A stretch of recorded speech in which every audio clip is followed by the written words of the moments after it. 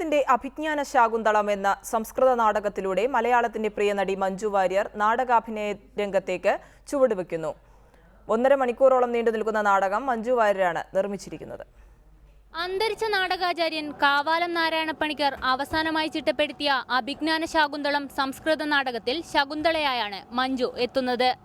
ശക്തമായ സ്ത്രീ കഥാപാത്രത്തെ മുൻനിർത്തിയുള്ള അഭിജ്ഞാന ശാകുന്തളം 35 വർഷക്കാലം നിരവധി വേദികളിൽ അവതരിപ്പിച്ചിട്ടുള്ള നാടകമാണ്. മഞ്ജു വാര്യർ പ്രൊഡക്ഷൻസ് തന്നെയാണ് നാടകം നിർമ്മിക്കുന്നത്.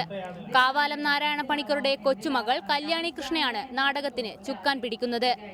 നാടകാഭിനയവും സംസ്കൃത പഠനവും പുതു അനുഭവമാണെന്ന് മഞ്ജു വാര്യർ പറഞ്ഞു.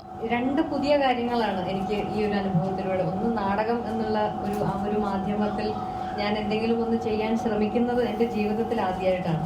പിന്നീട് ഇത് അതിലും വലിയൊരു ഇതിൽ സന്തോഷം തരുന്നൊരു കാര്യം, പുതുമ ഉള്ളൊരു കാര്യം, സംസ്കൃതം നാടകം. ഞാൻ സ്കൂളിൽ പോലും സംസ്കൃതം പഠിച്ചിട്ടില്ല. ഞാൻ ഇതിനു വേണ്ടിയിട്ട് ഈ നാടകത്തിന്റെ സ്ക്രിപ്റ്റിലെ ആദ്യത്തെ ഡയലോഗാണ് ഞാൻ ആദ്യമായിട്ട് സംസ്കൃതത്തിൽ ഒരു വാചകം പഠിക്കുന്നത്. 1.5 മണിക്കൂറോളം നീണ്ടു നിൽക്കുന്നതാണ് നാടകം. Sopanam institute of performing arts ആണ് നാടകം അരങ്ങിലെത്തിക്കുന്നത്. ജൂലൈ 18-ന് തിരുവനന്തപുരം ടാഗോർ തിയേറ്ററിൽ നടക്കുന്ന ചടങ്ങിൽ മുഖ്യമന്ത്രി പിണറായി വിജയൻ ഉദ്ഘാടനം നിർവഹിക്കും. റിപ്പോർട്ടർ, തിരുവനന്തപുരം.